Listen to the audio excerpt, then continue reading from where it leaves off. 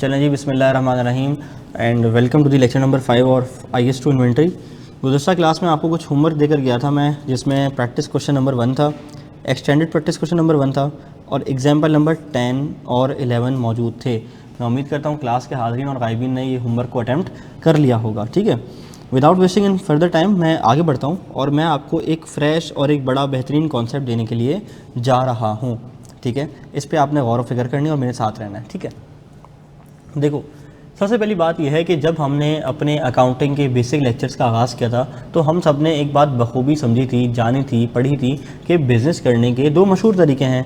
एक को हम कहते हैं ट्रेडिंग बिज़नेस, एक को हम कहते हैं मैन्युफैक्चरिंग बिज़नेस। अच्छा, ये राइटिंग जो है ना वो आपको अभी आप इसको देख लो अच्छी तरह से, ये आपको बार बार जो है ना वो आगे ज़िंदगी में मिलने वाली है, क्योंकि ये राइटिंग मेरी नहीं है, अल्हम्दुलिल्लाह मैंने सर अहमद की फाइल से चोरी की है। ठीक है, तो उनके कॉस्टिंग के लेक्चर का ये एक्सट्रैक्ट है जहाँ पे हम सेम कॉन्सेप्ट जो है ना वो डिस्कस कर रहे होते हैं। तो मैंने कहा इससे जो है ना वो बजाय इसके कि मैं खुद मेहनत करूं और ख़ुद मैं लिखूं, तो मैं उनकी PDF ही उठा लेता हूं। तो मैंने उनकी PDF से एक पेज चुपके से चोरी कर लिया। ठीक है, तो जब आप कॉस्टिंग उनसे पढ़ने जाओगे, FR1 FR2 पढ़ोगे इंशाल्लाह, तो आपको जो है ना वो सिमिलर ये राइटिंग नज़र आ जाएगी। ठीक है, इतनी खूबसूरत राइटिंग अल्लाह माफ़ करे मेरी है नहीं। ठीक है, ओके। तो हमने पढ़ा था जनाब कि बिज़नेस करने के दो मशहूर तरीके हैं, एक को हम कहते हैं मैन्युफैक्चरिंग बिज़नेस, एक को हम कहते हैं बच्चों ट्रेडिंग बिज़नेस। मैन्युफैक्चरिंग बिज़नेस के अंदर हमने पढ़ा था कि ये वो बंदा होता है जो ज़ीरो से लेकर एंड तक अपनी प्रोडक्ट को खुद बना रहा होता है, खुद मैन्युफैक्चर कर रहा होता है, इसे हम कहते हैं मैन्युफैक्चरर। मिसाल हमने पढ़ी थी पार्क फेंस, मल्टीफॉर्म। ठीक है, अगर मैं बात करूं, मेरे सामने जो कैमरा मेरी तस्वीर को रिकॉर्ड कर रहा है, मेरी वीडियो को बना रहा है, इसको हम कहते हैं, इसका नाम है जनाब पैनासोनिक का 4K कैमरा। तो पैनासोनिक वाले कौन है? मैन्युफैक्चरर हैं। क्यों? क्योंकि वो पैनासोनिक वाले इस कैमरे के मैन्युफैक्चरर हैं। अगर मैंने इस माइक को लगाया हुआ है, इस माइक को देखूं तो मैंने रॉड का माइक लगाया हुआ है ना, तो ये रॉड क्या है? इस माइक का मैन्युफैक्चरर है। मैं जिस डिवाइस पे आपको लेक्चर डिलीवर कर रहा हूँ, ये क्या है? ये iPad है। ये iPad का मैन्युफैक्चरर कौन है बच्चों? iPad का मैन्युफैक्चरर कौन है? एप्पल है। ये पेंसिल है, ये किसकी है? एप्पल की है। तो इस पेंसिल का मैन्युफैक्चरर कौन है? बोलो भाई। हाँ जी, एप्पल है। पेंसिल बनाने वाले नहीं, एप्पल है। ठीक है, मेरे सामने TV है जिस पे मेरी स्क्रीन डिस्प्ले हो रही है, उसका रिमोट है, इसका मैन्युफैक्चरर कौन है? TCL। ठीक है, तो मैन्युफैक्चरर वो होता है जो चीज़ को खुद बनाता है ज़ीरो से और बेचता है। अच्छा, वो चीज़ को बनाएगा कैसे? वो बस क्यों शक्ल अका बूम बूम वाली पेंसिल उठाएगा और वो कुछ बनाएगा और वो फिर निकल के चीज़ तैयार हो जाएगी? ऐसा होगा नहीं। मैन्युफैक्चरिंग होती है पूरे एक प्रोसेस के थ्रू, पूरे एक अमल के थ्रू। ठीक है, तो मैन्युफैक्चरर करता क्या है? मैन्युफैक्चरर सबसे पहले रॉ मटेरियल परचेज़ करता है। ठीक है, रॉ मटेरियल को परचेज़ करने के बाद उसके ऊपर कुछ काम करता है और उसको फिनिश गुड्स में कन्वर्ट करता है। अगर मैं बात करूं आपसे इस एग्जांपल की, तो देखो मैन्युफैक्चरर अगर ये टेबल बना रहा है, कुर्सी बना रहा है और ये शेल्फ्स वगैरह बना रहा है, साइड रैक बना रहा है लकड़ी के, तो इसने इसको बनाने के लिए क्या किया होगा? इसने सबसे पहले जाके मार्केट से लकड़ी खरीदी होगी, किसी मार्केट से खरीदी होगी या काटी होगी, जंगल से आके एक्सट्रैक्ट की होगी, परचेज़ की होगी, जो भी किया होगा।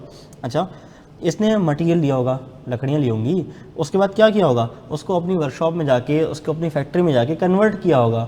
ठीक है, और उस कन्वर्ट करने पे कन्वर्जन कॉस्ट लगाई होगी, कन्वर्ट किया होगा। कन्वर्ट किस में किया होगा? कन्वर्ट किया होगा सेमी फिनिश गुड में। ये भी हालत है इसकी, ये जो साइड में लकड़ी पड़ी हुई है, तो ये अभी क्या है? ये सेमी फिनिश गुड है ना, ये फिनिश गुड तो नहीं कहूँगा ना इसको मैं, ये सेमी फिनिश गुड है। सेमी नहीं कहते, वेस्ट इंडीज़ का प्लेयर थोड़ी डेरन सेमी, तो सेमी फिनिश गुड है। ठीक है, ओके। सेमी फिनिश गुड के बाद क्या होगा? इसके ऊपर और काम होगा, पेंट शेंट होगा और वो कीले लगेंगी, इसके अंदर जो है ना वो नक्के लगेंगे, पाए लगेंगे, पंजे बोल रहा हूँ, पाए पंजे बोल रहा हूँ, माफ़ करो, खाने का आइटम है, वो सारी चीज़ें लगेंगी और उसमें डिज़ाइन होगा, उसमें पॉलिश लगेगी। सब कुछ करने के बाद वो क्या हो जाएगा? बोलो बच्चों, फिनिश गुड्स बन जाएंगे। अच्छा, तो अगर आज से पहले मैं आपसे पूछता तो मैं कहता ट्रेडिंग मैन्युफैक्चरिंग बिजनेस या ट्रेडिंग बिजनेस में जो आइटम होता है जिसके अंदर बिजनेस डील करता है उसे हम इन्वेंट्री कहते हैं। लेकिन मुझे बताओ, क्या मैं सिर्फ इसको इन्वेंट्री कहूँगा या इसको कहूँगा या इसको भी इन्वेंट्री कहूँगा? किसको कहूँगा? इन्वेंट्री की डेफिनेशन में मेरे पास तीनों चीज़ें आती हैं। यानी कि इन्वेंट्री की डेफिनेशन में मेरे पास बच्चों रॉ मटेरियल भी आता है, इन्वेंट्री की डेफिनेशन के अंदर मेरे पास सेमी फिनिश गुड्स भी आते हैं और इन्वेंट्री के अंदर मेरे FG भी आते हैं, फिनिश गुड्स। तो RM, ठीक है, और ये जो मेरे पास वर्क इन प्रोसेस है, ठीक है, वो भी आता है। और क्या आता है बोलो बच्चों? फिनिश गुड्स भी आ रहे होते हैं। Done, okay. तो अब मैं दोबारा कनेक्ट करता हूँ। तो मैन्युफैक्चरर वो है जो मार्केट से माल खरीदता है, रॉ मटेरियल खरीदता है, उसके ऊपर कोई ना कोई कन्वर्जन कॉस्ट लगाता है और उसको फिनिश गुड्स के अंदर कन्वर्ट कर रहा होता है। ठीक है, अगर मैं बात करूँ कॉस्ट ऑफ इन्वेंट्री की, एक मैन्युफैक्चरर के लिए कॉस्ट ऑफ इन्वेंट्री एक मैन्युफैक्चरर के लिए, तो लेट से उसने रॉ मटेरियल मार्केट से ख़रीदा होगा। ठीक है, रॉ मटेरियल मार्केट से ख़रीदा होगा कोई 10,000 रुपये का। ठीक है, उसके बाद इसने इस कन्वर्जन प्रोसेस के अंदर डिफरेंट तरह की कॉस्ट इनकर की होंगी। बोलो बच्चों क्या की होंगी? डिफरेंट तरह की कॉस्ट इनकर की होंगी। वो कॉस्ट कौन कौन सी होंगी भला? बहुत सारी कॉस्ट होती हैं। अच्छा, जो ये मज़दूर है, ये मज़दूर ये डायरेक्टली 1 घंटे की सैलरी लेता है। 1 घंटे के मैं इसको 1500 रुपये देता हूँ। 1 घंटे कितने पैसे देता हूँ? बोलो बच्चों 1500 रुपये देता हूँ। तो 1 घंटे के अंदर इसने ये एक टेबल तैयार कर दी, तो इसे मैं कहता हूँ डायरेक्ट लेबर। ठीक है, इसे मैं क्या कहता हूँ? Direct labour. वो मज़दूर तबका जो इसको बनाने के लिए मैंने लगाया है 1500। ठीक है। अच्छा, अब और भी खर्चे हो सकते हैं। ठीक है, लेबर भी हो सकता है और डिफरेंट तरह के ओवरहेड्स भी हो सकते हैं। अच्छा, ओवरहेड्स भी हो सकते हैं। ये जितनी बातें मैं कह रहा हूँ ना, गौर से सुनना, इन सबको मैं कनेक्ट करूँगा आगे जाके थ्योरी से, क्योंकि ये थ्योरी आपकी किताब में लिखी है और हमने पढ़नी है। अच्छा, ओवरहेड्स के अंदर फर्दर मेरे पास डिफरेंट तरह के ओवरहेड्स आते हैं, यानी कि इसके अंदर मेरे पास कुछ आते हैं फिक्स्ड ओवरहेड्स, फिक्स्ड ओवरहेड्स, कुछ आते हैं मेरे पास वेरिएबल ओवरहेड्स। ये क्या होते हैं? ये दीगर और मज़ीद खर्चे होते हैं। फिक्स ओवरहेड्स, फिक्स ओवरहेड मतलब क्या होता है? फिक्स एक होती है चीज़ फिक्स, एक होती है चीज़ वेरिएबल। एक होती है चीज़ फिक्स, एक होती है चीज़ वेरिएबल। अच्छा, फिक्स का मतलब क्या होता है? फिक्स का मतलब होता है ये वो खर्चे होते हैं जो मुझे इनकर करने ही करने हैं, रिगार्डलेस मैं मेरी प्रोडक्शन हो या मेरी प्रोडक्शन ना हो। जैसे मुझे बताओ कि ये जिस मशीन से ये चीज़ काट रहा है, लेट से ये मशीन बहुत महंगी है, उसको मैंने कैपिटलाइज किया हुआ है, मशीन मेरी पीपी में आ रही है, तो इसकी जो डेप्रिसिएशन है क्या वो चार्ज नहीं होगी अगर मैंने कोई यूनिट नहीं बनाया? नहीं, चार्ज होगी ना, यूजुअली तो चार्ज होती है, अनलेस कि वो मेरा यूनिट्स ऑफ प्रोडक्शन मेथड हो। ऐसा ही है ना? ऐसा तो नहीं है ना? तो मशीन की डेप्रिसिएशन तो चार्ज होगी। लेट से फिक्स प्रोडक्शन ओवरहेड्स इस पे हैं 200 रुपये के। अच्छा, और वेरिएबल ओवरहेड्स, वेरिएबल ओवरहेड कहता हूँ जितने नंबर ऑफ यूनिट बनेंगे उतने मेरे ओवरहेड लगेंगे। इसमें कुछ और दीगर वेरिएबल ओवरहेड भी हैं। लेट से वेरिएबल ओवरहेड आते हैं मेरे 100 रुपये के। बात समझ आती है? तो मुझे बताओ कि मेरे पास डायरेक्ट लेबर, डायरेक्ट मटेरियल और ओवरहेड वगैरह ये सब कुछ कितना आ गया? अगर मैं कन्वर्जन की बात करूँ लेबर और ओवरहेड की, कितने आ रहे हैं बोलो? 1500, 16, 17 और एक 1800 रुपये आ रहे हैं। अच्छा, ये कॉस्ट इनकर करी, ये कॉस्ट इनकर करी, और कुल मिला के मैंने इसके अंदर अच्छा, कन्वर्जन के अंदर बाकी कॉस्ट भी आएंगी ना, वो ऑयल पेंट की कॉस्ट आ गई, ब्रश की आ गई, इसकी आ गई, उसकी आ गई, वो सब मैंने वेरिएबल ओवरहेड में डाल दिए। ठीक है। अच्छा, कुल मिला के मुझे बताओ कि मेरी कॉस्ट ऑफ इन्वेंट्री कितनी बनी? बोलो बच्चों 11,800। क्या बन गई बच्चों? 11,800। ये क्या बन गई? मेरी कॉस्ट ऑफ इन्वेंट्री बन गई, कॉस्ट ऑफ इन्वेंट्री बन गई। इसके अंदर रॉ मटेरियल भी शामिल है, इसके अंदर कन्वर्जन कॉस्ट भी शामिल है, और कुल मिला के मेरी कॉस्टिंग कितनी हो गई इन्वेंट्री की? बोलो भाई 11,800 रुपये की मुझे इन्वेंट्री पड़ गई है। अच्छा, अब अगर मैं इसको बेचूंगा, सेलिंग प्राइस अगर मैं इसकी दे दूँ 15,000 रुपये, मुझे बताओ मेरा प्रॉफिट कितना होगा? बोलो भाई।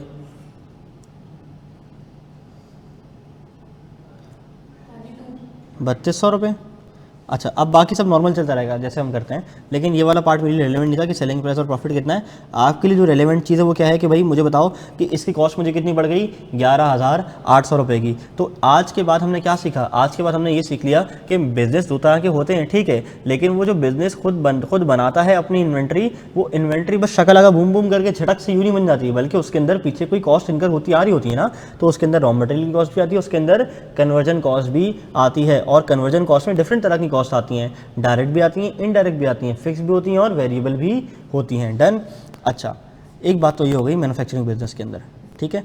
अच्छा, अगली चीज़ हो गई ट्रेडिंग बिजनेस। अगली चीज़ हो गई, बोलो क्या? Trading business. ये ट्रेडिंग बिजनेस क्या होता है? ट्रेडिंग बिजनेस वो होता है कि ये माल खुद मैन्युफैक्चर नहीं करता, ये माल खुद मैन्युफैक्चर नहीं करता, बल्कि मार्केट से बल्क में माल उठाता है और आगे जाके बेच देता है। मार्केट से बल्क में माल उठाता है और आगे जाके बच्चों बेच देता है। जैसे मैं जाता हूँ जोड़िया बाज़ार, मैं जाता हूँ बोल्टन मार्केट, मैं बोल्टन मार्केट से बल्क में जो है ना वो जैकेट्स उठाता हूँ, बल्क में जो है ना वो सर्दियों के कपड़े उठाता हूँ, बल्क में चीज़ें उठाता हूँ, और जाके अपने घर के पास गुलशन इकबाल में एक दुकान किराए पे ली नहीं है, मजाक कर रहा हूँ, मैं एग्जांपल दे रहा हूँ, वहाँ मैं जाके उसको बेच देता हूँ। कहीं बोले भाई सर पार्ट टाइम में जैकेट्स बेचते हैं, चलो चलते हैं गुलशन, ठीक है, तो ऐसा नहीं है भाई। तो दूसरा टाइप ऑफ बिजनेस क्या बोलो बच्चों? Trading business. ट्रेडिंग बिजनेस क्या करता है? ट्रेडिंग बिजनेस खुद मैन्युफैक्चर नहीं करता, बल्कि माल उठाता है और बेच देता है। तो उसकी कॉस्ट ऑफ इन्वेंट्री कैसे निकलेगी? जितनी इसकी परचेज प्राइस है वो उसकी क्या होगी बच्चों? Cost of inventory. सर लेकिन दो मेथड्स भी तो होते हैं, दो सिस्टम के अंदर दो मेथड्स भी तो होते हैं, परपेचुअल और पीरियोडिक। हाँ, डिपेंड करता है आप कौन सा इस्तेमाल कर रहे हो, ठीक है, बात समझ आ रही है? फीफो के हिसाब से फीफो वाली प्राइस हो जाएगी, एफको के हिसाब से एफको वाली कॉस्ट हो जाएगी। बात समझ आ रही है? सवाल आ रहा था आपका? ट्रेडर मैन्युफैक्चरर से खरीदता है, जाहिर सी बात है ट्रेडर कहाँ से खरीदेगा, आसमान तक शक्ल लगा वो माल आ जा माल आ जा माल आ जा, भाई गिर गया आसमान से, ऐसा नहीं। ट्रेडर कहाँ जाएगा, ट्रेडर किसी ना किसी मैन्युफैक्चरर के पास जाएगा और किसी ना किसी मैन्युफैक्चरर के पास जाके क्या करेगा, बोलो भाई, परचेज करेगा। अच्छा बेटा ये अपना नाम चेंज कर लो, जो दोनों लोग तुम लोग हो, ठीक है, ये तुम दोनों एक नाम से क्यों आए हो, ठीक है, अलग अलग नाम से आ जाओ वरना मैं किक कर दूंगा। आपके पास अगले 2 मिनट का टाइम है। एक तो क्लास में आए नहीं हो और डोलू बोलू की जोड़ी, मोटू पतलू की जोड़ी की तरह तुम जो है ना वो एक नाम लिख के दोनों आ रहे हो। मैं नाम नहीं लेना चाह रहा, बेहतर यही कि आप लोग साथ पढ़ रहे हैं। कहाँ पढ़ रहे हैं साथ, साथ पढ़ने तो क्लास में क्यों नहीं आए हो? ठीक है भाई कर लो, तुम लोगों के पास 2 मिनट का टाइम है, नाम सही कर लो। चलो मैं वैसे ही गुस्से में हूँ तो अगली क्लास में बच के रहना। ओके डन, पक्की बात है, मैन्युफैक्चरिंग और ट्रेडिंग समझ आ गया। अच्छा अब जब हमें ये वाला कॉन्सेप्ट समझ आ गया, अब हम जल्दी से जंप मारते हैं, कहाँ जानू मेरे भाई, हम जाते हैं यहाँ पे, इस पे। ये सवाल किसी ने किए, किसी ने जहमत की सवाल को करने के लिए? हाँ मैंने कहा था रीड करना, हम डिस्कस करेंगे, किसने रीड किया, करा, समझ आया? चैट जीपीटी से रीड करवा लिया, अल्लाह माफ़ करे, खुद रीड करना था ना मेरे भाई, ठीक है, खुद रीड करना था आपने, ठीक है। अच्छा ओके, इस सवाल को सॉल्व करने के लिए अभी हमने कुछ चीज़ें देख ली ना, मैन्युफैक्चरिंग बिजनेस। अच्छा इसके अंदर क्या आ रहा है, इसके अंदर का तुम देखो ना तो 3 अंडरलाइन मैंने चीज़ें की हुई हैं, raw material, work in progress, finish goods. अब इसका मतलब समझ आ गया, कुछ ना कुछ रॉ मटेरियल, कुछ ना कुछ कन्वर्जन में वर्क इन प्रोसेस हो रहा था, वो आरी से काट रहा था ऐसे ऐसे करके, फिर क्या हुआ, वो फिनिश गुड्स में कन्वर्ट हो गया। अच्छा सवाल पढ़ते हैं, रिक्वायरमेंट पढ़ते हैं, फिर एक कॉन्सेप्ट को रिकॉल कराता हूँ और इस सवाल को सॉल्व करवाता हूँ, ऐसे हो जाएगा छट करके। कैसे, बहुत आसान है। आप कहता है क्या, कहता है required due to the strengthening of the local currency, the parts used in the manufacture of both the air cooler and the fans become cheaper। Part सस्ते हो गए, यानी कि हो सकता है मेरी कॉस्ट ज़्यादा हो, NRV कम हो। As a result thereof the नैन NRV of both the finished goods and the air coolers and fans also dropped. ठीक है, जो भी ये पढ़ते हैं। Mrs. Lasani Associates have provided you with the following work papers regarding inventory on hand as at 31 December 2022. The entity is a manufacturer of 2 product lines। कहता है हम बनाते हैं एयर कूलर और हम बनाते हैं फैंस, ठीक है। अच्छा 3 तरह की कॉस्ट इसमें दी हुई हैं। एक दी हुई है इसमें, बोलो बच्चों, एक दी हुई है रॉ मटेरियल, एक दिया हुआ है वर्क इन प्रोग्रेस और एक दिया हुआ है क्या, फिनिश गुड्स। क्या क्या दिया हुआ, बोलो, raw material, work in progress और फिनिश गुड्स। अच्छा मैंने यहाँ कर दिए 2 कलर्स, एक कर दिया वो लाइट ब्राउन कहते हैं इसको, कौन सा शेड कहते हो आप लोग अपनी ज़बान में, मुझे नहीं पता, ठीक है। एक वो वाला कर दिया मैं इसको, हाँ बेस कलर, चलो इसको बेच, बेचना, सेल करना। बेच क्या होता है, बीच, पीच, कौन था बोला गया उन्होंने, इसका नाम क्या था, बेज, बेज कलर होता है, चलो होता होगा, ठीक है। ये पेप्सी वाला बेज तो नहीं है, चलो बेज कलर है, ठीक है। एक है बेज कलर और दूसरा है ब्लू कलर। अब इसका कोई नाम नहीं लेना, ये ब्लू ही है, मैं तो उसको ब्लू ही कहता हूँ, ठीक है। एक है बेज कलर और एक है ब्लू कलर। अच्छा हम सबसे पहले जाते हैं बेज कलर पे, एयर कूलर पे। अब तुम देखो सिर्फ बेज कलर पे ना फोकस करो। एयर कूलर का रॉ मटेरियल, एयर कूलर का WIP, वर्क इन प्रोसेस को मैं WIP बोल रहा हूँ, ठीक है। एयर कूलर का रॉ मटेरियल, एयर कूलर का WIP, एयर कूलर के फिनिश गुड्स, इन सब के कॉस्ट भी दी हुई है और इन सब की NRV भी दी हुई है, यानी कि तीनों स्टेज दी हुई है ना, मैन्युफैक्चरिंग की तीनों स्टेजेस दी हुई हैं कि एयर कूलर के कुछ रॉ मटेरियल पड़े हुए जिससे वहाँ लकड़ी पड़ी हुई थी, एयर कूलर की कुछ कन्वर्जन की चीज़ें पड़ी हुई WIP, और एयर कूलर कुछ बने हुए रखे हुए फिनिश गुड्स की फॉर्म में। अब वो कह रहा है कि रॉ मटेरियल की भी कॉस्ट और NRV मैंने तुम्हें दे रखी है, कन्वर्जन की भी WIP की मैंने कॉस्ट और NRV तुम्हें दे रखी है, और फिनिश गुड्स की भी कॉस्ट और NRV मैंने तुम्हें दे रखी है। तुम ज़रा मुझे बबलू ये बताओ कि क्या मैं इसको राइट डाउन करूं लोअर ऑफ कॉस्ट और NRV पे या नहीं करूं। मुझे बताओ जनरल रूल क्या होना चाहिए कि कॉस्ट और NRV को कंपेयर करूंगा और अन्य बार क्या कर दूंगा, बोलो भाई लोअर पे ले आऊँगा, ठीक है। सबसे पहले हम एक काम करते हैं, हम जनरल रूल अप्लाई करते हैं। सिर्फ इसको देखो, एयर कूलर को मुझे बताओ बच्चों, मुझे ज़रा बताओ बच्चों, इसकी जो कास्ट है, कास्ट वो कितनी है, इसकी जो कास्ट है वो कितनी है, एक सेकंड, कहाँ गया एयर कूलर, ये रहा। इसकी जो कॉस्ट है कितनी है 80,000, ठीक है। इसकी एनआरवी कितनी है 50,000। मुझे बताओ लोअर क्या है 50, कितने पे लेकर आऊँ 50 पे, तो कितने से एडजस्टमेंट करनी पड़ेगी 30 से। डन। अच्छा वाह यार ये तो जादू ही पहना है, मैंने पहली बार इस्तेमाल किया। चलो WIP पे आ जाओ एयर कूलर के। मुझे बताओ 60,000 इसकी कॉस्ट है, 50,000 इसकी एनआरवी है, लोअर क्या है 50, 10 से लेकर आऊँ, डाइट डाउन कर दूँ 10 से, तो 10 से आना चाहिए, ऐसा ही है। अब आ जाओ एयर कूलर के फिनिश गुड्स पे, 160 कॉस्ट है, 110 की एनआरवी है, लोअर क्या है 110, 50 से लेकर आऊँ, लेकर आऊँगा। डन, पक्की बात है। ये मैंने ऐसा क्यों किया, तुम्हें याद है वो रूल इनफिनिक्स के मोबाइल वाला और चिप वाला, मैंने कहा था कि चिप को मैं लोअर ऑफ कॉस्ट और एनआरवी पे लेकर नहीं आऊँगा, लेकर नहीं आऊँगा अगर मुझे ये लगता है कि जो मेरा फुल फ्लेज मोबाइल है वो अपनी कॉस्ट से ऊपर बिक जाएगा। डन। मुझे बताओ अगर मैं सिर्फ फिनिश गुड्स को देखूं, इस सवाल को मैं ऐसे भी अप्रोच कर सकता था, मैं पहले जाता फिनिश गुड को देखता, मैं बोलता भाई फिनिश गुड्स, फिनिश गुड 160 का खरीदा था, 110 पे खड़ा हुआ है, 160 का खरीदा था, 110 पे खड़ा हुआ है। मुझे बताओ लोअर ऑफ मतलब कॉस्ट से नीचे चली गई है एनआरवी की, चली गई है, बोलो भाई चली गई है ना। इसका मतलब मुझे इसके रॉ मटेरियल को भी नीचे लाना पड़ेगा, इसके WIP को भी नीचे लाना पड़ेगा। मैं ले आया और मैं FG को भी नीचे ले आया। डन, पक्का। दोबारा रिपीट कर दूं, एक बार रिपीट करता हूं। मैंने कहा कि सबसे पहले मैं देखूंगा कि जिस आइटम का मेरे पास रॉ मटेरियल भी अवेलेबल है, वर्क इन प्रोसेस भी अवेलेबल है, फिनिश गुड भी अवेलेबल है, सबसे पहले जाऊं स्टेप नंबर 1 में काम करो, फिनिश गुड जाके देख लो क्या उसकी कॉस्ट उसकी एनआरवी से कम है? हाँ है। अब एक्सेप्शन अप्लाई नहीं होगी, अब मुझे उसके रॉ मटेरियल को भी नीचे लाना पड़ेगा, उसके WIP को भी नीचे लाना पड़ेगा। डन। ये देखो because NRV of finish goods is lower, अब एक्सेप्शन नहीं मिलेगी। अब मुझे फिनिश गुड्स को भी नीचे लाना पड़ेगा, रॉ मटेरियल को भी नीचे लाना पड़ेगा, WIP को भी नीचे लाना पड़ेगा अगर वो नीचे आ रहा है। डन। अच्छा अगर मैं देखूं ब्लू कलर पे मेरे पास क्या है बोलो बच्चों, फैंस के पार्ट हैं, फैंस का WIP है, फैंस की फिनिश गुड्स हैं। सबसे पहले स्टेप नंबर 1 क्या, मैं ये देखूंगा कि क्या जिस चीज़ को मैं राइट डाउन करने जा रहा हूँ उस फिनिश गुड की एनआरवी कॉस्ट से ज़्यादा है या नहीं। अगर कॉस्ट से ज़्यादा उसकी एनआरवी है यानी मार्केट में ये ज़्यादा की बिक जाएगी तो एक्सेप्शन अप्लाई हो गई, WIP को भी छेड़ूंगा नहीं और रॉ मटेरियल को भी नहीं छेड़ूंगा।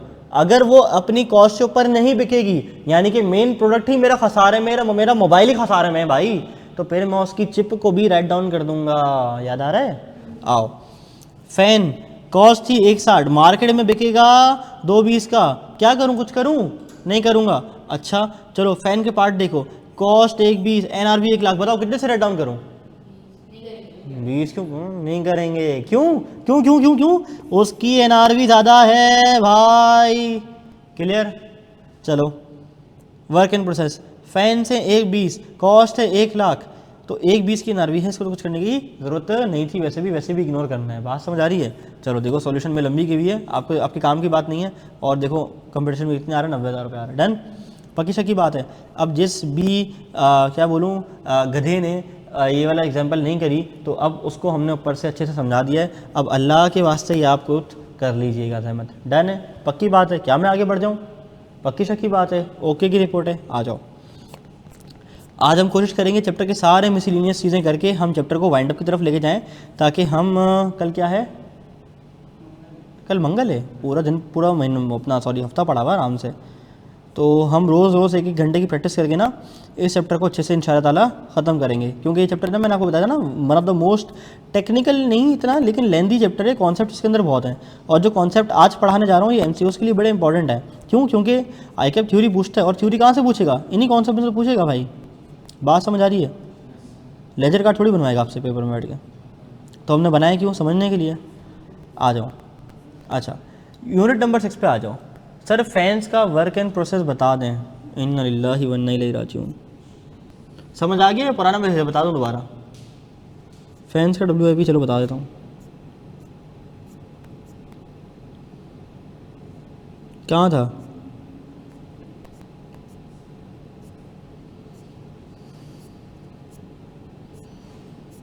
ये रहा फैंस का WIP, भाई देखो WIP हो चाहे रॉ मटेरियल हो, मैं दोबारा अपना बेस कॉन्सेप्ट रिपीट कर देता हूँ। अगर मेरा फिनिश गुड अपनी कॉस्ट से ऊपर बिक जाएगा तो उसके रॉ मटेरियल को WIP को लोअर ऑफ कॉस्ट और NRV वाला रूल अप्लाई करने की ज़रूरत नहीं है। क्या मेरा फिनिश गुड्स फैन अपनी कॉस्ट से ऊपर है? हाँ है, तो मैं इग्नोर कर दूंगा सिंपली और आगे बढ़ जाऊंगा। डन। चलो यूनिट नंबर 6 पे आ जाओ, रिकॉग्निशन एंड डिस्क्लोजर। किस पे? Recognition and disclosure. अच्छा, मैंने आपको बताया था ना बेसिक कॉन्सेप्ट में, आपको अपने टीचर ने बताया होगा कि जनाब हमारे पास जो फाइनेंशियल स्टेटमेंट्स हैं उसके कंपोनेंट्स हैं 5। कौन कौन से? Statement of comprehensive income, statement of financial position, statement of changes in equity, statement of cash flows और notes to the financial statements. ऐसा ही है। अच्छा, और ये बताते हुए मैंने आपको बताया भी था कि स्टेटमेंट ऑफ कॉम्प्रीहेंसिव इनकम और स्टेटमेंट ऑफ फाइनेंशियल पोजीशन के एक्सट्रैक्ट्स आपके कोर्स का पार्ट हैं, बाकी कुछ भी आपके कोर्स का पार्ट नहीं है। यानी कि चेंजेस इन इक्विटी आपने पढ़नी है जाके R1 में, SOCF भी आपने पढ़ने जाके R1 में। R1 पुराना नाम था ना फाइनेंशियल अकाउंटिंग एंड रिपोर्टिंग का। अच्छा, और नोट्स दो फाइनेंशियल स्टेटमेंट्स ये आपने R1, R2, FFR हर जगह पढ़ने हैं। लेकिन यहाँ पे किताब को बनाने वाला, बल्कि इस चैप्टर को लिखने वाले जो लिखारी थे वो थोड़े से जज्बाती हो गए, ठीक है। और जज्बात में आके, जज्बात में बह के उन्होंने जो है ना वो इस चैप्टर के अंदर डिस्क्लोजर्स डाल दिए, ठीक है। सर एक बार दोबारा समझा देनी, अब नहीं समझाऊंगा, बहुत समझा दिया ना, तमीज़ से फुर्सत से समझा दिया, इतनी मैंने तफसील कर दी है। अब तुम लोग क्लास में नहीं आओ और प्लान करके टुल्ले मारो, तू आ रही है नहीं, तू नहीं आ रही, मैं भी नहीं आऊँगी। देखिए इस तरह से तुम लोग जो है ना वो टुल्ले मार के भी ऑनलाइन जाके बैठोगे और फिर आपस में बातें कर रहे हो, कुचड़ पुचड़, फिर तुम लोगों को कॉन्सेप्ट समझ नहीं आएगा, फिर बोलोगे समझा दूँ, तो मैं नहीं समझाऊंगा। क्यों? फिजिकल तुम लोग आए नहीं, टुल्ला मार के ऑनलाइन बैठे हो प्लान करके। और पूरी क्लास माशाल्लाह ज़्यादातर लोग जो है ना वो ढीठ रहने के प्लान इस्टमाई टुल्ला, जो हम IT कहते हैं ना बचपन में क्लास में, IT मारे कल IT है, बच्चे समझते थे IT की क्लास है, हम बोलते थे इस्टमाई टुल्ला, ठीक है। हम तो आते ही देते, तुम लोग मगाफाते अमल खैर मेरे साथ कर रहे हो तो करते रहो, मसला नहीं है, ठीक है, लेकिन नुकसान से खुद उठाओगे, ठीक है। तो wake up before it is too late. आ जाओ, notes to the financial statements. तो ये आपके कोर्स का वैसे पार्ट नहीं है, लेकिन मैं कह रहा हूँ ना कि किताब को बनाने वाले क्या कहते हैं उनको, जो भाई हैं वो यहाँ पे आके थोड़ा सा जज्बाती हो गए इस चैप्टर को लिखने वाले, और उन्होंने क्या कर दिया, बोलो भाई इसके अंदर डिस्क्लोजर डाल दिया। तो डिस्क्लोजर हम पढ़ लेंगे, कोई मसला नहीं है। डिस्क्लोजर्स में होता क्या है बेसिकली, देखो डिस्क्लोजर्स के अंदर आता है कि आपने अपने फाइनेंशियल स्टेटमेंट्स में क्या क्या चीज़ डिस्क्लोज करनी है इस स्टैंडर्ड के हवाले से। अगर मैं बात करूँ IAS 16 की, तो उसमें मुझे क्या क्या डिस्क्लोज करना है, कोर्स का पार्ट नहीं है, वैसे करते क्या क्या है बता देता हूँ ऐसे ही। आपकी डेप्रिसिएशन पॉलिसी कौन सी है, ठीक है, कौन सा मेथड आप इस्तेमाल कर रहे हो, ठीक है, कितने सालों में आप जाके अपनी यूज़फुल लाइफ को चेक करते हो, आपने अपने कौन से मॉडल पे आपने अपने प्रॉपर्टी प्लांट एंड इक्विपमेंट को रखा हुआ है, ये सारी मोटी मोटी बातें आ रही होती हैं। एस्टीमेट अगर आपको कोई चेंज हुआ उसके बारे में चीज़ें आ जाती हैं, डिस्क्लोजर पे आ जाते हैं, ठीक है।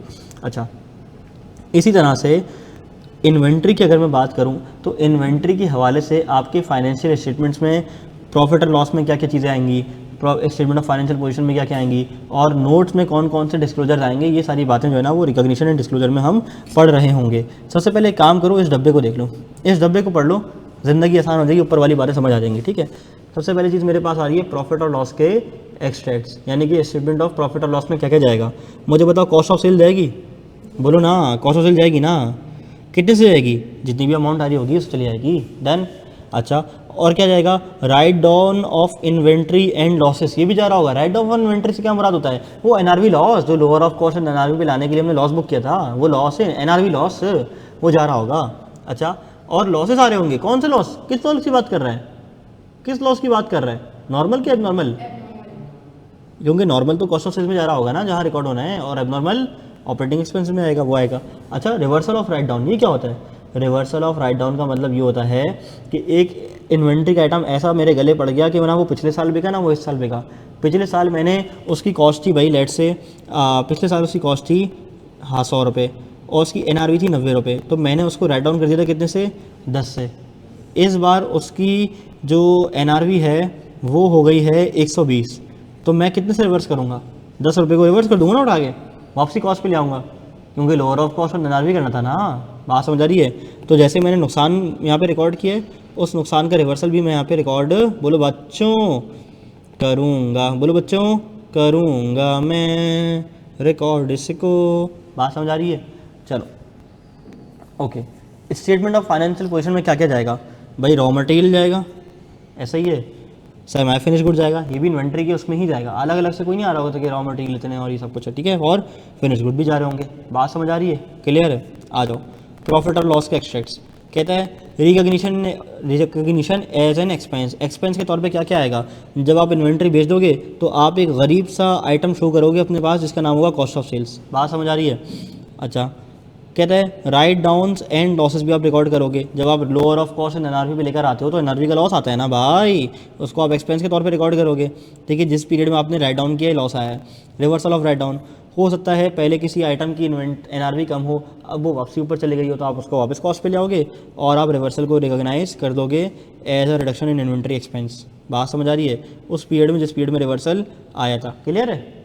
चलो, एलोकेशन टू अदर एसेट्स कहता है कभी कभार ऐसा होता है भाई कि आपकी इन्वेंट्री इतनी अच्छी होती है कि आपको मिल जाता है कि उसको पीपी में इस्तेमाल कर लो, किसी एसेट के अंदर इस्तेमाल कर लो। तो some inventories are not expense immediately if inventories are use to create another asset. जैसे कि मैंने सीमेंट का इस्तेमाल कर दिया बिल्डिंग बनाने के लिए, तो सीमेंट मेरी इन्वेंट्री और बिल्डिंग मेरा पीपी, तो सीमेंट को मैंने इस्तेमाल कर दिया बिल्डिंग के अंदर, cement debit, sorry PP debit और सीमेंट क्रेडिट, डन। तो कहता है कि उनकी कॉस्ट को मैं एसेट का, उनकी जो इन्वेंट्री की कॉस्ट है ना उसको मैं कैपिटलाइज करता हूँ एसेट की कॉस्ट में और फिर एसेट डेप्रिशिएट हो जाता है, तो वो इन्वेंट्री भी आहिस्ता आहिस्ता जाके एक्सपेंस आउट हो जाती है। ऐसा ही है? पक्का?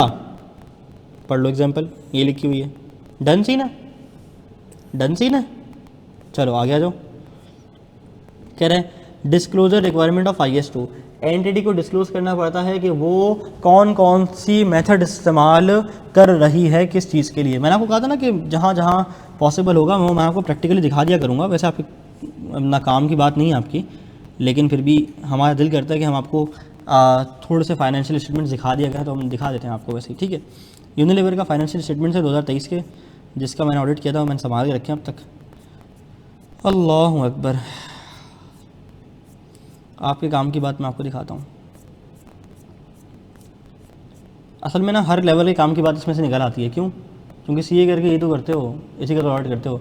तो जब कैफ के बच्चों को दिखाता हूँ तो उसमें वो कंपनी सेक्ट के डिस्क्लोजर और वो रिक्वायरमेंट और वो जो प्रोविजंस कंपनी सेक्ट में लिखे हैं वो वहाँ कहाँ अप्लाई हो रहे हैं देखो, वो दिखाता हूँ। पीआरसी लेवल पे आता हूँ तो बोलता हूँ बेटा एसेट देखो बच्चों, एसेट आ रहा है, एसेट देखो बच्चों, लायबिलिटी, ठीक है, ऐसे दिखाना पड़ता है। तो हर बंदे के काम की बात निकल आती है। अच्छा, अगर तुम करंट एसेट में देखो ना तो देखो दो चीज़ें आ रही हैं, एक आ रहा है स्टोर्स एंड स्पेयर्स और एक आ रहा है स्टॉक एंड ट्रेड। ये दोनों इन्वेंट्री के अंदर ही आती हैं। स्टोर्स एंड स्पेयर्स मतलब वो अभी जो मेरा रॉ मटेरियल और सेमी फिनिश गुड्स है, और स्टॉक एंड ट्रेड मतलब जो मेरा इन्वेंट्री है, ठीक है। इसका डिस्क्लोजर देखो क्या लिखा हुआ है, 9 और 10। 9 और 10 का मतलब क्या होता है? Note number. नोट नंबर 9 और 10 में मुझे इसके बारे में बातें मिलेंगी। चलो हम एक काम करते हैं, नोट नंबर 9 और 10 पे चलते हैं। नोट नंबर है notes to the financial statement. मैंने कहा ना वैसे डिस्क्लोजर आपके कोर्स का पार्ट नहीं है, लेकिन किताब जज्बाती हो गई। देखो होता क्या है कि बैलेंस शीट और पीएनएल बनाने के बाद ना एक बनते हैं notes to the financial statements, वो ऐसे होते हैं। चल ना ऊपर आजा भाई, आजा भाई, आज ही आएगा ना। ये देखो, notes and forming part of financial statements. ये नोट्स आपके कोर्स का पार्ट नहीं, लेकिन किताब जज्बाती होते हुए इन्वेंट्री के नोट्स दिखा देती है ना। तो मैंने आपको बताया था ना कि इन्वेंट्री की कुछ चीज़ें आती हैं इसके अंदर, मैं आपको दिखाने की कोशिश करता हूँ। वैसे तो मुझे 9 और 10 दिखाना है, लेकिन इन्वेंट्री से मुताल्लिक अगर मुझे कोई चीज़ दिखेगी ना तो मैं आपको दिखा दूँगा। यहाँ पे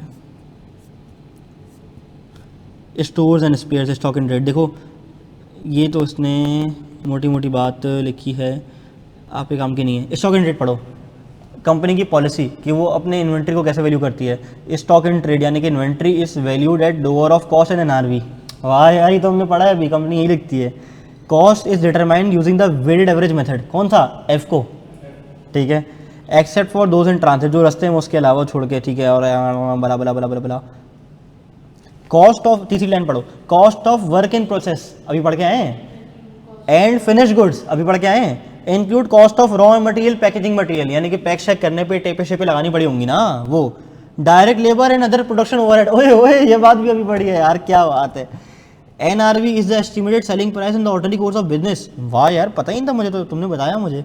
less cost necessary to be incurred in order to make the sale. आसान जबान में लिख दिया। कहता है और मैं जो ऑब्सोल्यूट स्टॉक होता है उसके लिए मैं प्रोविजन बनाता हूँ, ठीक है, आपके काम की बात नहीं है।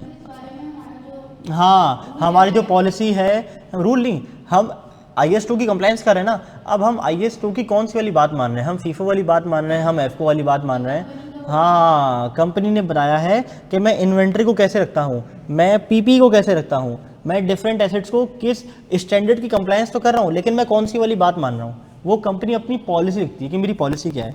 अच्छा, नोट नंबर 9 और 10 दिखाता हूँ।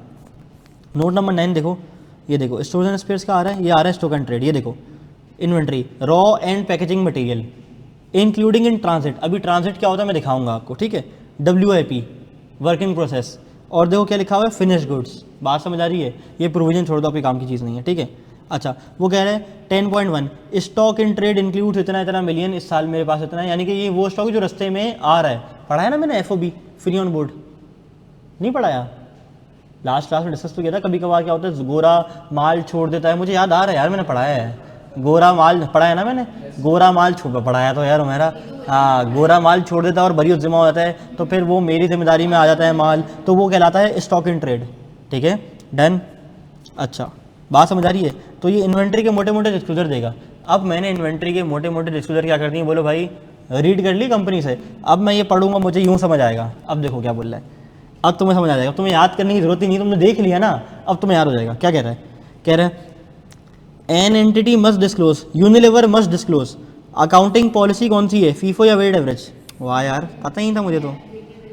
Total carrying amount of inventory with appropriate classification, raw material, WIP, finish goods, लिख क्या हुआ था। Amount of inventory recognised as an expense, cost of sales में कितना जा रही है, दिखाऊं कॉस्ट ऑफ सेल्स में कितना जा रही है। अच्छा, आम नम नम नम नम नम नम नम नम नम, कहाँ है भाई कॉस्ट ऑफ सेल्स का नोट, कहाँ है? ये बैलेंस शीट के नोट्स है ना, ये ख़त्म होंगे तो P&L के नोट शुरू होंगे। कॉस्ट ऑफ सेल्स, अल्लाह करे मिल जाए यहाँ पे, बेइज्जती ना हो जाए, वरना लाइव बेइज्जती होती है। तो प्रोविजंस आ गए, सेल आ गई, कॉस्ट ऑफ सेल आ गई। ये देखो कॉस्ट ऑफ सेल्स का नोट आ गया। अब इसमें मैं तुम्हें कहाँ दिखाऊँ,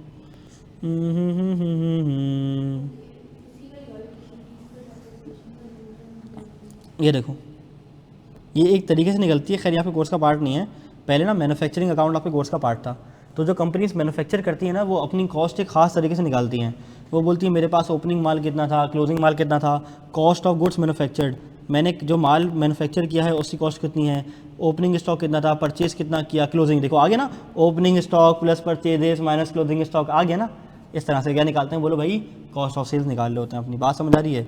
चलो, कहता है amount of write down of inventories, अगर इन्होंने कोई राइट डाउन किए हैं, होता है इन्होंने राइट डाउन ना किए हों, देख लेते हैं राइट डाउन किए इन्होंने कोई इन्वेंट्री NRV राइट डाउन किए? नहीं, इन्होंने कोई राइट डाउन नहीं की, ठीक है। चलो, recognise as an expense during the period. बात समझ आ रही है? क्लियर है? पक्की बात है? तो मेरे पढ़ाने का तरीका ना वो रिवायती तरीका नहीं है कि मैं बोलूँ देखें डिस्क्लोजर एक्चुअली ना आपके कोर्स का पार्ट नहीं है, तो आप ये 3 बातें याद कर लें। नहीं यार, याद करोगे, अभी याद करोगे कल भूल जाओगे। लेकिन एक बार मैं कंपनी के फाइनेंशियल्स दिखा देता हूँ ना, तो तुम्हें याद आता है। अब कल को क्या ये PRC में कोई नहीं दिखाएगा भाई तुम्हें, और मतलब मेरी कोई बड़ाई और चौड़े नहीं कि मैं तुम्हें दिखा दी, तुम्हें सिखा दिया, नहीं भाई, अच्छी बात है देख लिया। अब जब कैफ में जाओगे ना, सर बोलेंगे फाइनेंशियल स्टेटमेंट्स कंपनी, तो तुम अपने पड़ोसियों से ना एक थोड़ा सी फोकियत हासिल करके बैठोगे दिल में, हाँ मुझे पता है क्या होता है, मैं देखे मैं नोट्स भी पता है क्या होते हैं, और डिस्क्लोजर भी पता है मुझे क्या होता है। बात समझ आ रही है? तो एक अच्छा है, इस लेवल पर तुम्हें नॉलेज मिलनी चाहिए, ठीक है। अच्छा, अब इलस्ट्रेटिव डिस्क्लोजर दिखा रहा है, अभी देख कर आ रहा हूँ डिस्क्लोजर, उसकी इलस्ट्रेशन बना के दिखा रहे हैं। इलस्ट्रेशन समझते हो? Extracts, duplicate dummy, notes the financial statements, significant accounting policies. Accounting policy दिख कर आ रहे थे ना, नोट 4 में आ रही थी उसकी। क्या कह रहा है, पढ़ लो। अब हंसोगे तुम, ये तो यूनिलीवर की बात कर रहा है, ही ऐसा ही है ना। कह रहा है जब इन्वेंट्री बेचता हूँ तो एक्सपेंस रिकॉर्ड कर देता हूँ, और इन्वेंट्री में क्या क्या आ रहा है, बोलो भाई, रॉ मटेरियल आ रहा है, और WIP आ रहा है, और फिनिश गुड्स आ रहा है, done. Amount of write down of inventory recognised as expense, इतना, डन, पक्की बात है। अच्छा, अब ये सवाल आ रहा है, डिस्क्लोजर का सवाल है, किसी का करने का दिल चाहे तो रीड कर लेना, किसी का ना दिल चाहे तो आप इसको इग्नोर कर सकते हो। असल में पता है मसला क्या है, मसला ये है कि किताब ने ना इसको अकाउंटिंग का लिखने वाला पेपर समझ के, लिखारी ने इसको अकाउंटिंग का राइटिंग वाला पेपर समझ के किताब ऐसी मस्त बना दी इन्वेंट्री की कि मतलब बंदा सिर्फ डायरेक्ट जाके FR1 का पेपर दे दे। इतनी चीज़ें डाल दी हैं, इतनी चीज़ें डाल दी हैं। और डाली तो डाली, लेकिन एमसीक्यू पेपर है तो उसमें आपको उस हिसाब से लिखना चाहिए। अब डिस्क्लोजर डाल दिया, डिस्क्लोजर पढ़ा दिया, और डिस्क्लोजर के लंबे लंबे सवाल, लंबे चौड़े सवाल, अब मैं सवाल सॉल्व करूँ, मैं प्रैक्टिस करूँ एमसीक्यू उसकी, भाई मुझे तो अपने कॉन्सेप्ट को स्ट्रेंथन करना है, ठीक है। तो हर चीज़ इसलिए मैं डिस्कस कर भी नहीं रहा, जितनी ज़रूरी चीज़ें हैं डिस्कस करने वाली थ्योरी के एतबार से उतनी करूँगा, एमसीक्यू की प्रैक्टिस कराऊंगा, खत्म बात, ठीक है। किसी का बहुत मन कर रहा है बड़े बड़े सवाल करने का तो वो कर ले, ठीक है, डन। अच्छा, ये मेरा हो गया रिकॉग्निशन एंड डिस्क्लोजर वाला पार्ट। अच्छा, ये आपको मैं उम्मीद करता हूँ कि आपने एक बार प्रैक्टिस कर ली होगी lower of cost and NRV की, अगर नहीं की तो अल्लाह के वास्ते कर लेना, ठीक है। छोटे छोटे सवाल तो कर सकते हो ना, ठीक है। आ जाओ, ओके।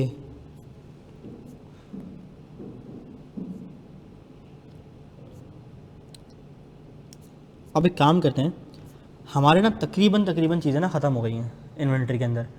अब हम बिल्कुल, हमारे पास जो पेजेस है ना टोटल इन्वेंट्री के अंदर, जो हमारी पीडीएफ के अंदर एमसीक्यूज़ मिला कर हैं, तकरीबन एमसीक्यूज़ स्टार्ट होने से पहले पहले मेरे पास पेज बनते हैं तकरीबन कोई 74 पेजेस।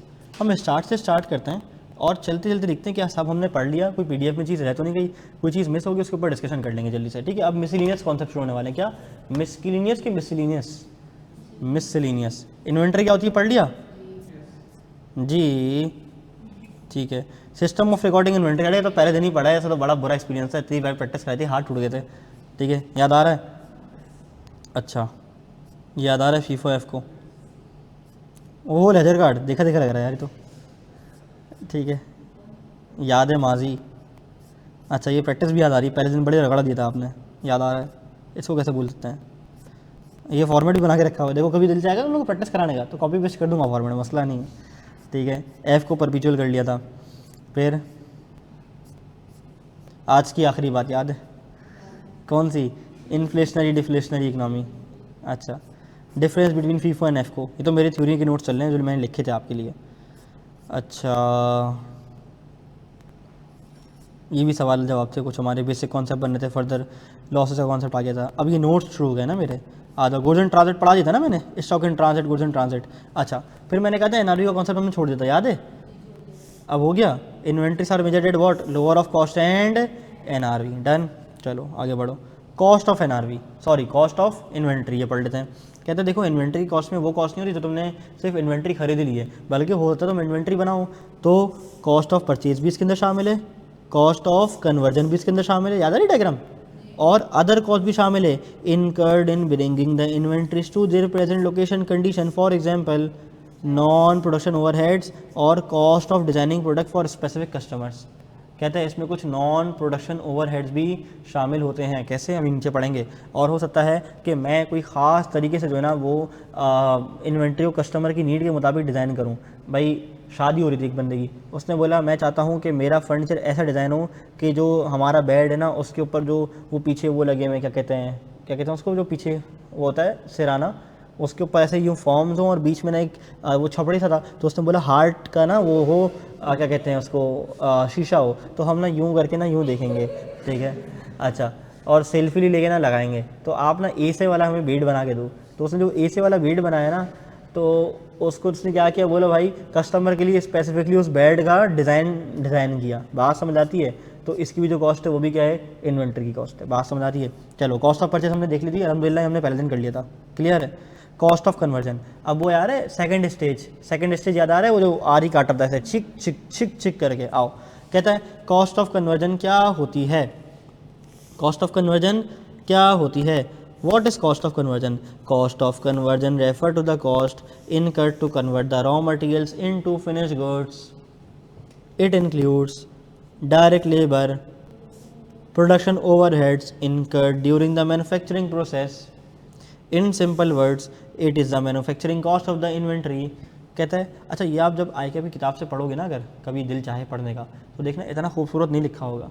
कॉस्ट ऑफ कन्वर्जन पे थोड़ी सी बात की, आगे बढ़ गए, होती क्या है, कैसे निकलती है, क्यों होती है, और इसके आगे भी जो मैंने डिफरेंट चीज़ें बताऊंगा, तो कई चीज़ें आगे की किताब में नहीं लिखी, मैं बता दूंगा भाई ये चीज़ नहीं लिखी हुई, आपको इसको इग्नोर करना, आप कर दो। कॉन्सेप्ट अगर आपको समझ आ गया, गुड टू गो, आप आगे बढ़ जाओ, डन। अच्छा, कहता है कॉस्ट ऑफ कन्वर्जन में क्या क्या आता है? कहता है cost of conversion includes cost directly related two units of production, मतलब कि लेबर की तनख्वाह, अ सिस्टमेटिक एलोकेशन ऑफ, अब मैं कलर चेंज कर रहा हूँ, कहता है a systematic allocation of fixed production overheads and variable production overheads. इसके अंदर फिक्स्ड प्रोडक्शन ओवरहेड्स भी आते हैं, जैसे कि मशीन की डेप्रिसिएशन। वेरिएबल प्रोडक्शन ओवरहेड्स भी आते हैं। कहते हैं these overheads are incurred in converting material into finished goods, यानी कि वो लकड़ी को काट के सही करने में, समाई से लेकर वो फिनिश्ड गुड्स बनाने तक के सफ़र में काम आती हैं। कहते हैं कॉस्ट ऑफ कन्वर्जन को मैं इन्वेंट्री कॉस्ट में क्यों शामिल करता हूँ, क्यों करता हूँ शामिल। कहता है देखो मेरी बात सुनो, inventories are measured at lower of cost and NRV, sorry inventories are measured at cost under IS2, ठीक है। फॉर मैन्युफैक्चर्ड इन्वेंट्रीज, जो इन्वेंट्रीज आप मैन्युफैक्चर करते हो, सिर्फ कॉस्ट वो नहीं होती जिसके लिए तुमने पैसे पे किए हैं, बल्कि वो भी होती हैं जो तुम्हें इनकर करनी पड़ती हैं इन्वेंट्री को प्रेजेंट लोकेशन में लाने के लिए। डे 1 में पढ़ी हुई बातें हैं। देयरफॉर कहते हैं इसीलिए ये कन्वर्जन कॉस्ट ना बेहद ज़रूरी होती हैं। इसके बगैर तुम्हारी इन्वेंट्री बोल रहा हूँ, इसके बगैर तुम्हारी इन्वेंट्री तैयार हो नहीं सकती। अगर मैंने मटेरियल लेके रख लिया और मैं दुआ कर रहा हूँ या अल्लाह कोई ऐसा वसीला बना दे कि ये इन्वेंट्री जो है ना बस छड़क करके डिचकियाँ धूम करके जो है ना फिनिश गुड्स बन जाए, ठीक है, और मैं वेट कर रहा हूँ कोई करामत होगी, ये जो है ना वो फिनिश गुड्स में कन्वर्ट हो जाएगी, तो ऐसा होगा? ऐसा नहीं होगा भाई। मुझे कन्वर्जन कॉस्ट इनकर करनी पड़ेगी, और इसको किए बगैर मेरा इन्वेंट्री का जो रॉ मटेरियल है वो फिनिश गुड में तब्दील नहीं हो सकता। All the cost incurred from the point of purchase till the acid becomes in a usable condition, all the cost incurred from the point of purchase of raw material to the conversion, because the conversion costs are necessary to bring the inventory from the raw material or semi finished goods into the finished form। याद आ रही है मेरी बात, समझ आ रहा है, link आ रहा है, ज़बरदस्त। These costs are directly attributable to making inventory saleable, इसलिए cost of sales, cost of conversion जो है इन्वेंट्री कॉस्ट का पार्ट बोलो भाई बनती है। कहता है components of cost of conversion, cost of conversion में क्या क्या चीज़ें शामिल होती हैं। कहता है cost of conversion include direct cost related two units of production, जैसे कि डायरेक्ट लेबर। अबे चौथी बार बता दिया, आगे कुछ बोल दे भाई। Systematic allocation of production overhead, पता है यार इसके अंदर फिक्स प्रोडक्शन ओवरहेड होते हैं और वेरिएबल प्रोडक्शन ओवरहेड होते हैं, पता है मुझे, पता है, मालूम है। आएगी, अच्छा वेरिएबल में जाएगी ना। चलो अब एक काम करते हैं, हम ये निकालना सीखते हैं कि कैसे फिक्स्ड प्रोडक्शन ओवरहेड मेरी इन्वेंट्री की कॉस्ट का पार्ट बनेगी।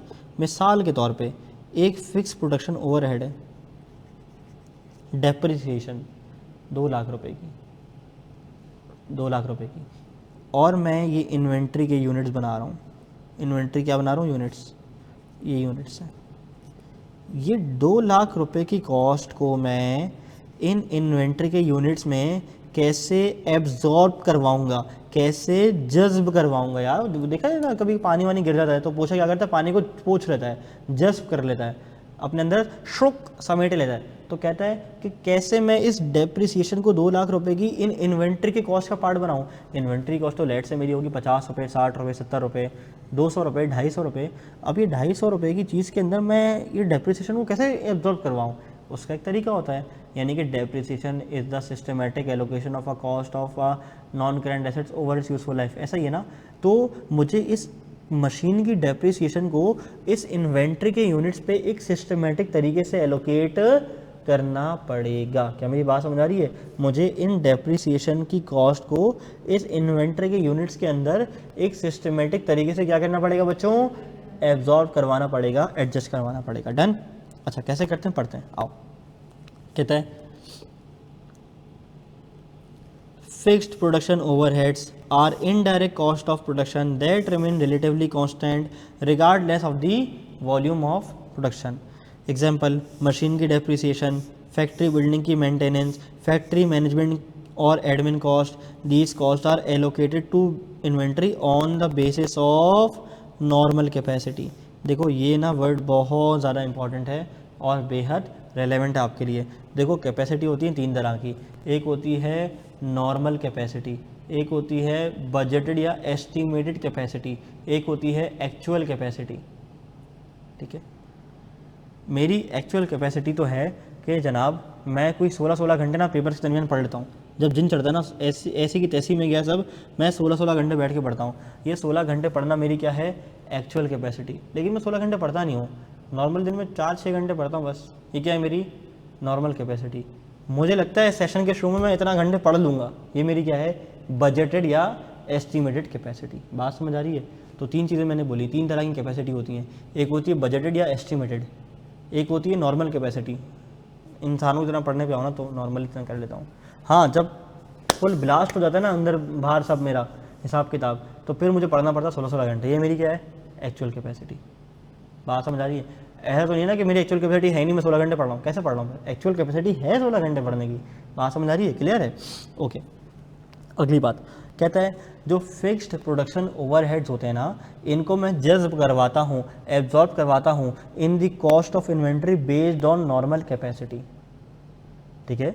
और नॉर्मल कैपेसिटी क्या होती है? नॉर्मल कैपेसिटी का मतलब होता है कि मेरी मशीन नॉर्मली साल के 1.5 लाख यूनिट्स निकाल लेती है, लगभग 1.5 लाख यूनिट्स इस मशीन में से निकल जाते हैं।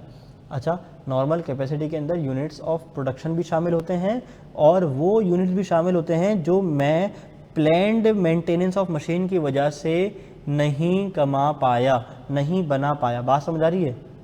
यानी कि जो मैंने यूनिट्स नहीं बनाए वो भी नॉर्मल कैपेसिटी में मेरे शामिल होते हैं। बेटा मैं फिक्स प्रोडक्शन ओवरहेड ही रिपीट कर रहा हूँ, अपना इद्रीस करीमी जो भी है।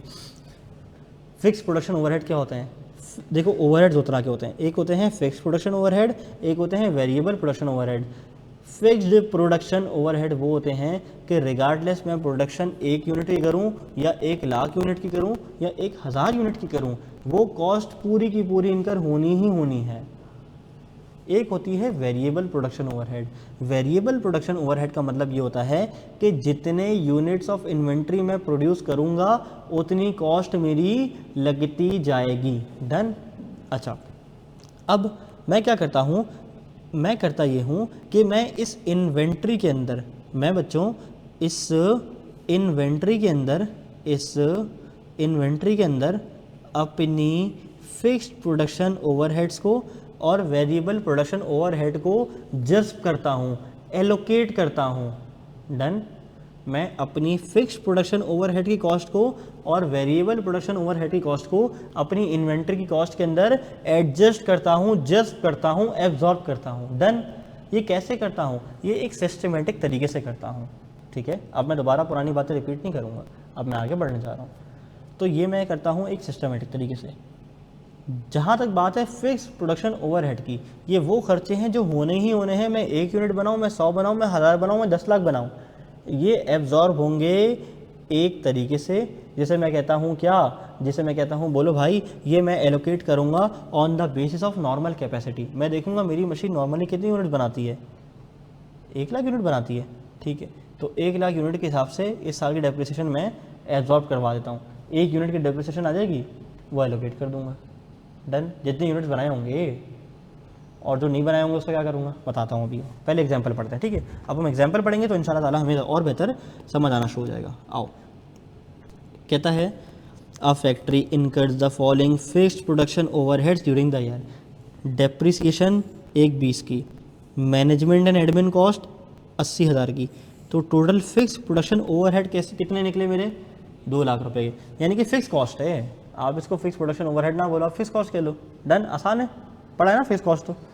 अच्छा, तो मेरा फिक्स प्रोडक्शन ओवरहेड कितना है? 2 लाख। कहता है कि मेरी मशीन की नॉर्मल कैपेसिटी है 20,000 यूनिट, लेकिन एक्चुअल प्रोडक्शन इस साल हुई है 16,000। मुझे बताओ मैं फिक्स्ड प्रोडक्शन ओवरहेड को, एमसीक्यू में पूछेगा, क्या पूछेगा कि फिक्स प्रोडक्शन ओवरहेड को किस कैपेसिटी पे एलोकेट करता हूँ, नॉर्मल के एक्चुअल? नॉर्मल। दोबारा बोलो, मैं फिक्स प्रोडक्शन ओवरहेड को किस कैपेसिटी पे एब्जॉर्ब करवाऊंगा? नॉर्मल कैपेसिटी पे। तो आपने सबसे पहले क्या करना है, आपने ना अपने पास ऐसी चीज़ों को सॉल्व करने के लिए स्टेप बना लेना है। आपने बोला है स्टेप नंबर 1 में मैं कैलकुलेट करूँगा OAR। क्या करूँगा? Calculate OAR। जब भी आप कैफ 5 मैनेजमेंट अकाउंटिंग पढ़ेंगे ना तो आपको ज़्यादा अच्छे से और क्लियर होगा, उससे पूरी कंप्यूटेशन है इसकी, ओवरहेड्स का पूरा एक चैप्टर है इंशाल्लाह आराम से। ठीक है? अच्छा, आप क्या करते हो बच्चों? आप OAR कंप्यूट करते हो। OAR का मतलब होता है ओवरहेड एब्जॉर्प्शन रेट, यानी कि मैं इस ओवरहेड को किस रेट पे जज्ब करवाऊँ इन्वेंट्री के अंदर। अच्छा, मुझे बताओ मेरी टोटल कॉस्ट कितनी है? 2 लाख। 2 लाख रुपए। अच्छा, मेरी नॉर्मल कैपेसिटी कितनी है? 20,000। मेरा OAR कितना आया बताओगे? 20 आया ना, 3 जीरो से 3 जीरो कटे, 1 जीरो से 1 जीरो कट गया, वो अल्लाह माफ़ करेगा, सॉरी गलत हो गया। कितना आया बताओ? 2 रुपये आया, ऐसा ही आएगा। कितना आएगा बताओ? मैथ्स बड़ी कमज़ोर है। 10 आया, ठीक है, सही तो कर रहा था मैं यार, चलो सही कर रहा था यार। ये देखो 3 जीरो से 3 जीरो कटे, 1 जीरो से 1 जीरो कट गया, तो क्या बचा? 20 डिवाइड बाई 2, 2 अंदर 2 अंदर 20। सही कर रहा था यार, तुमने हल्के लिया हुआ यार मेरी मैथ्स को यार, ऐसा थोड़ी होता है यार। ठीक है, वो अलग बात है, मैं 2+2 भी कैलकुलेटर पे चेक करता हूँ ताकि गलत ना हो जाए। ठीक है, अच्छा 10 रुपये आ गया। अब मेरी बात सुनो, यानी कि 10 रुपये के रेट के हिसाब से मुझे जस्ट करवाना है किसको? डेप्रिसिएशन और मेंटेनेंस को, यानी कि फिक्स कॉस्ट को इन्वेंट्री की कॉस्ट में। ऐसा ही है।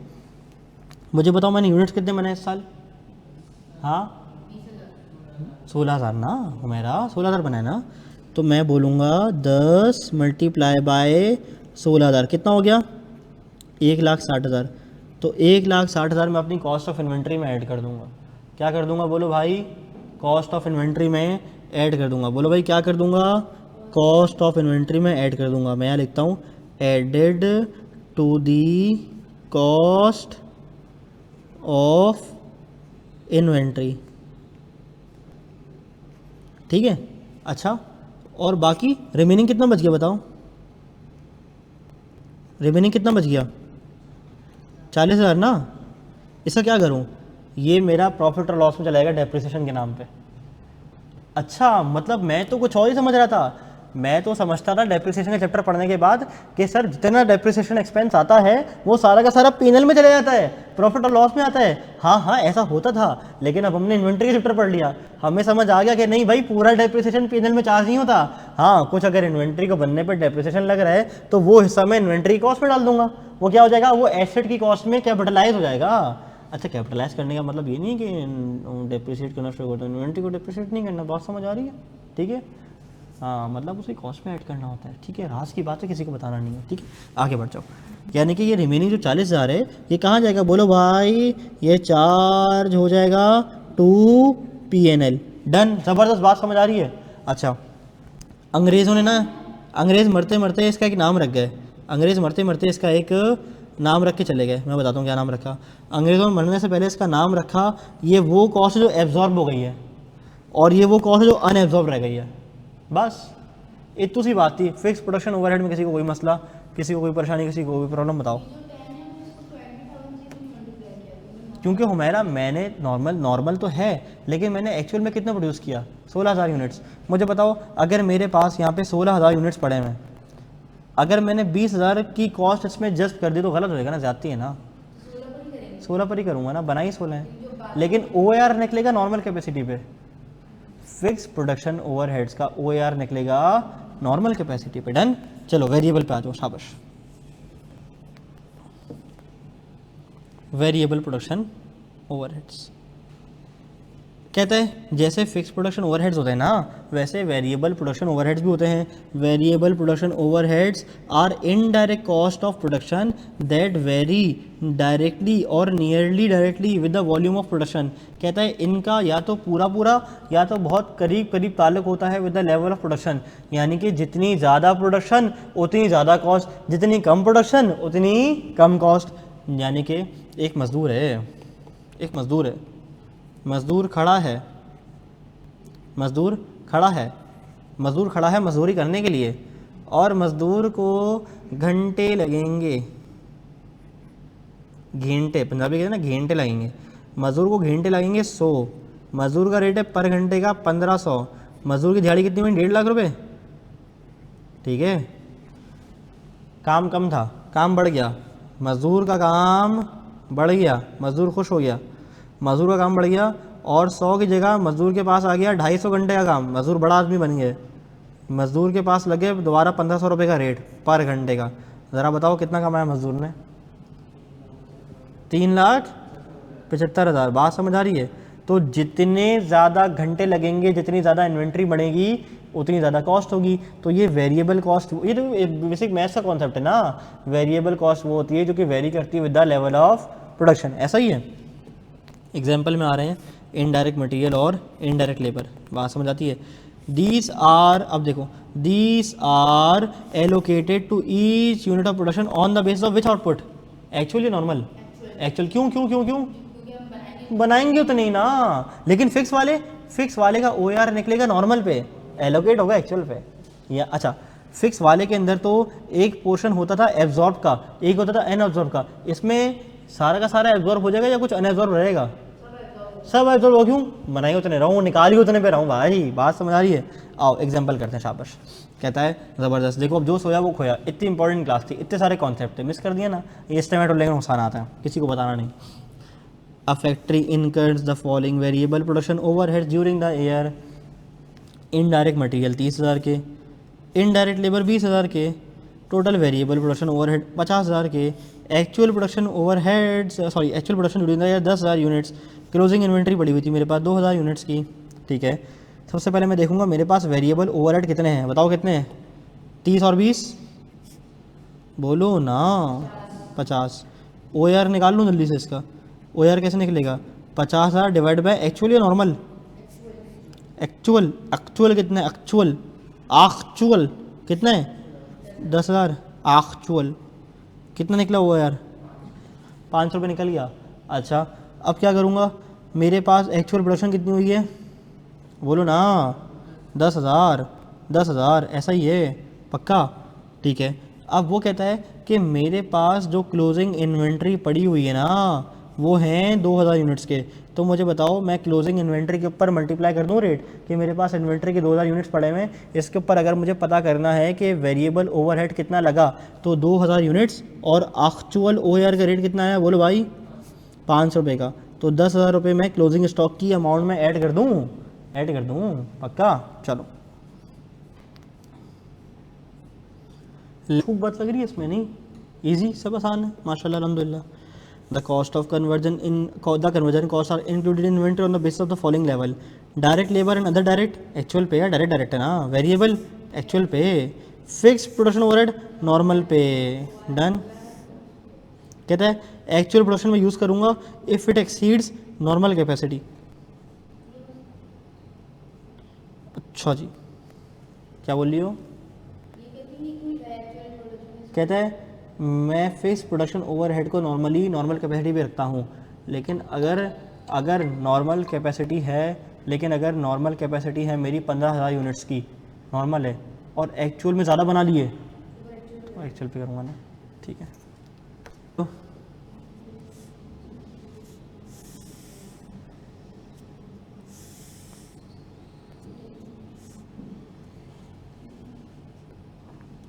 डन।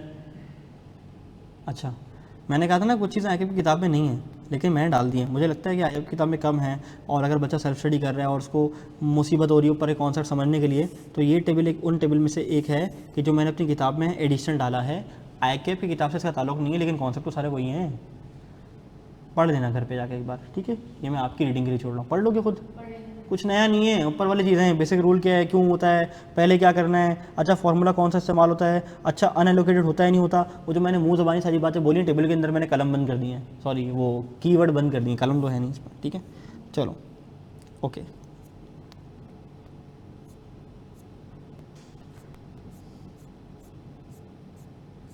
बस कर दें, बंद कर दें पक्का? बहुत पढ़ लिया आज, बंद कर दें? क्या कहते हो, पक्का? Yes sir. तुम लोग तो बोलो ही नहीं, मशवरा मांगा नहीं मैंने ऑनलाइन वालों से। एक तो गरीब, ऊपर से बदतमीज़, एक तो क्लास में नहीं आते, ऊपर से यस सर हैं, शर्म नहीं आ रही? चुल्लू में पानी लो, डूब जाओ उसमें। ठीक है, चलो आज की क्लास को इंतजार रखते हैं। अपना बेहद ख्याल रखिएगा, दवाइयाँ हिला हिला के उठते रहिएगा। कल की क्लास में आते ही तीसरे में एकदम चौथे में गुम करके इसको 15 मिनट के अंदर चैप्टर को ख़त्म करेंगे, और फिर मन के प्रैक्टिस करेंगे अगले 3 दिन तक, जब तक हमारे, मुझे लगता नहीं कि 70-80 MCQ हमने कर लिए अच्छे से। ठीक है, चलो बल्कि एक काम करें, मैं क्यों करवाऊँ MCQ, खुद करो घर पे। नहीं सारे नहीं, मतलब स्टार्ट तो करो, होमवर्क लेके जाओ। स्टार्ट करते हैं आईकैप जानी के साथ ना। 1 2 3 4 5 6 7 8 9 10 11 12 13 14 15 16 17 18 19 20 21 22 23 हैं कितने हैं? 50 होंगे ना। 25 MCQs आपने घर से करके आना है, कल डिस्कशन क्लास में होगी, ठीक है। 25 साइकिल पे करके आना है। और भी दूँ? कर लोगे? 25 बहुत है, मिल के करें ना। देखो 50 इसके हैं, फिर 30 सारे उसके, 30 सारे उसके, 125 के करीब होते हैं, तो मिल बांटे करेंगे इंशाल्लाह, ठीक है। चलें इसी अपनेपन के साथ कि देखो फिर बोली, अभी बोला है चुप रहना है, शट अप करके रहना है, ठीक है। चलो